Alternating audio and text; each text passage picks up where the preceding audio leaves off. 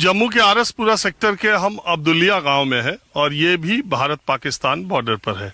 Shelling इस बार यहाँ हुई लेकिन नुकसान कुछ नहीं हुआ। वैसे ये वो इलाका है जहां अक्सर इस इलाके के लोग शेलिंग के अभ्यस्त हैं, लेकिन इस बार ऊपर वाले का करम था कि कहीं कोई नुकसान नहीं हुआ।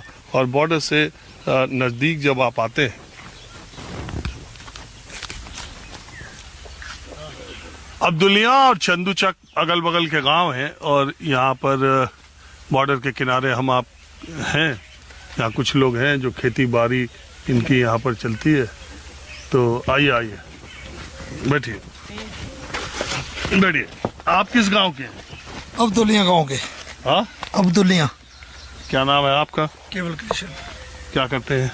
जिम्मेदारा करते हैं सर। खेती करते हैं।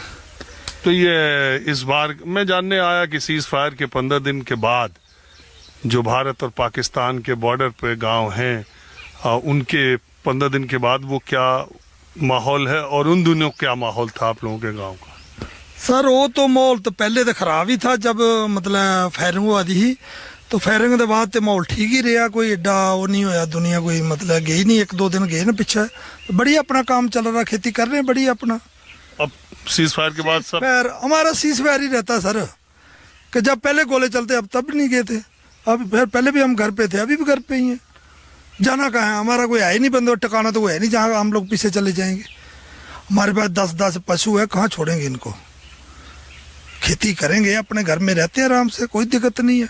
मोदी है तो जिंदाबाद है, जब मोदी नहीं रहेगा तो पीछे चले जाएंगे। जिन तक मोदी है इतनी देर तक अपने गाँव में है, बस बढ़िया टाइम निकल रहा है। इस बार शेलिंग हुई तब कम हुई इधर पहले के बहुत ज्यादा हुई। इतनी को ही मेरे मकान के शीशे भी टूटे हुए हैं। अच्छा। हाँ, फिर भी हम लोग घर पे रहे अपने। तो ये जब सीज फायर का आपने सुना तो आपने क्या सोचा? उस दिन जाने की तैयारी थी जिस दिन सीज फायर का सुना है। कहा? मतलब सोचा था भाई आज पशु पुशु ले जाते हैं। फायर जाता होता था तो घर में भी डर लगता है सर, रात निकालना बड़ा मुश्किल हो जाता है। जब गांव के चारों शहर में फायर हो रहा तो बड़ा मुश्किल होता है। ड्रोन भी आ रहे थे। पहले तो चलो बम गिरते थे कोई बात, पहले चलती थी गोली। हाँ। तो हम लोग अंदर बढ़ जाते थे तो कोई दिक्कत नहीं थी। हाँ। अब गोले आते हैं तो गोले का डर तो लगता है। तो हमारा तो कोई नहीं, पशु कहाँ छोड़ेंगे सर, पशुओं के लिए मुश्किल है। ड्रोन भी आपने इस बार तो ड्रोन ज्यादा इधर आ रहे थे सुना? हाँ, देखे भी है सर आते हैं। हाँ, ड्रोन बहुत आए हैं। तो फिर क्या करें सर, क्या कर सकते हैं। लेकिन ठीक है, हमने तो मोदी जी ने भी कहा कि गोली का जवाब अब गोले से मिलेगा। हाँ, वो तो बार बार यही बोल रहा है। मतलब थोड़ा दिया ना। हाँ? 1 दिन और देना चाहिए था, 1 रात और लग जाती तो जो इनको मार्शल बना रहे हैं फिर बनाते तो फिर हमें भी खुशी थी। वो बोल रहे हैं हमने जंग जीत ली है। अच्छा, वो जो मुनीर को फील्ड मार्शल बनाया तो वो बोल रहे हैं कि हमने जंग जीता है। वो खुशी तो वो बना रहे हैं, हम लोग थोड़े बना रहे हैं। अरे वो तो देख रहे हो, हारने के बाद फील्ड मार्शल पहली बार बना। पहले एक बार फील्ड मार्शल बोले, फिर वो राष्ट्रपति बन गए थे पहले। अब लग रहा है कि वहाँ तख्ता पे पलट हो जाएगा। क्या लग रहा है मुनीर? सर अपनी अपनी कुर्सी का चक्कर है सभी का, दोनों मिले हुए हैं। वो सोचते हैं कुर्सी बची रहे तो 4 दिन ठीक है।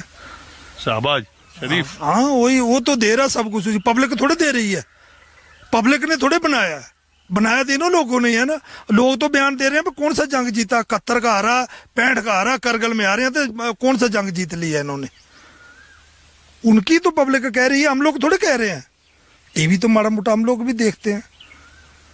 तो आपको लग रहा है कि अगर 1-2 दिन और चला होता तो ज्यादा बल्ले हमें मजा आ जाता। राम दरबी से हम बॉर्डर के लोग आराम किस रहते हैं, कसम से हमें मजा आता। और बल्ले बल्ले हम तो चाहते हैं कि 1 रात और लग जाती ना। वो जिस दिन सीज फायर हुआ बल्ले 4 बजे तक आर्मी की गन्ना सुबह आई थी, वो चल जाती एक बार, बस कोई जरूरत नहीं थी। फिर 10-20 साल फिर आराम से निकल जाने थे।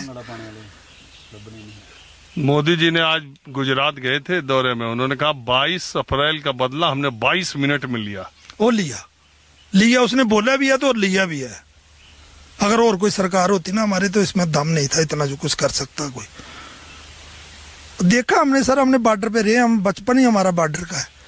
मतलब कुछ नहीं कोई कर सके। फायर ही नहीं बंद होता था इनसे, फायर ही नहीं बंद होता। हमारे कितने आज भी जाके हमारे गांव में देखो, एक बुजुर्ग है बेचारा मंजी पे पड़ा है, 10-12 साल हो गए, कोई पूछता है आजकल? कोई नहीं पूछता। पीडीपी दी महबूबा भाई, उधर उनको लोगों को मकान मिलना चाहिए, लोगों को नौकरी मिलनी चाहिए। जो इधर गोले पड़ते हैं उस टाइम नहीं इनको ख्याल आया भाई चलो इनको भी कुछ दे दो बेचारों को। 1 लाख रुपए में बंदा मिल जाता है। 1 लाख रुपया देते थे ना हमारे, कोई मर जाता था कोई। आज कैसे श्रीनगर में बोलने लगे उनका मकान नहीं है, उनको नौकरी चाहिए। किसको? जिनके घरों में गोले पड़े। कहाँ पे? श्रीनगर में। मतलब जो इधर लोग रहते, पब्लिक रहती है, इनके मकान नहीं है, ये कहाँ रहते हैं? मतलब अभी दबाव ना हर चीज का, तो चोरी छुपे सब कुछ बोल लेते हैं। सामने बोलने से डरते हैं ना ये, कहीं हमारे को मोदी अंदर ना ठोक दे। तो डरते हैं कि मोदी हमारे को अंदर ना कहीं ठोक दे। फिर महबूबा मुफ्ती सामने नहीं ना चोरी चोरी बयान देते हैं। अच्छा एक बात बताइए, आपका 71 के जमाने का कुछ याद है? उस समय छोटे थे? याद है, थोड़ा थोड़ा याद है।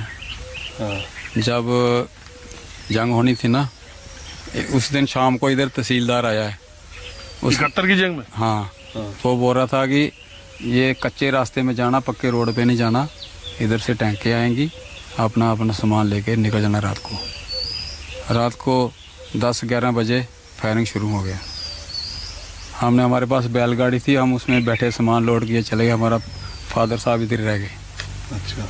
वो बोल रहे हम नहीं जाएंगे, आप जाओ, कोई बात नहीं, आप सूरज उधर दिन चढ़ा के आ जाओ, कल फिर वापस आ जाओगे, हम नहीं जाएंगे। वो सो गए, हम चले गए। और इस बार तो ऐसे ही शाम को चले जाते थे, सुबह आ जाते थे।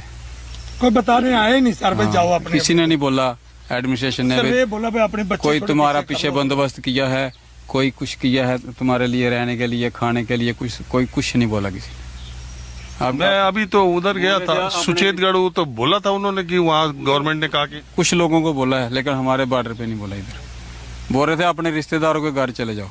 फिर रिश्तेदारों के घर में इन्होंने कोई चेक थोड़ी दिए हैं कि उनको लोगों को खाना खिलाओ। रिश्तेदार कौन खिलाता है? 1 दिन खिलाएगा, 2 दिन खिलाएगा। शर्म आती है, किसी के घर बैठने में शर्म आती है, कैसे खाएंगे?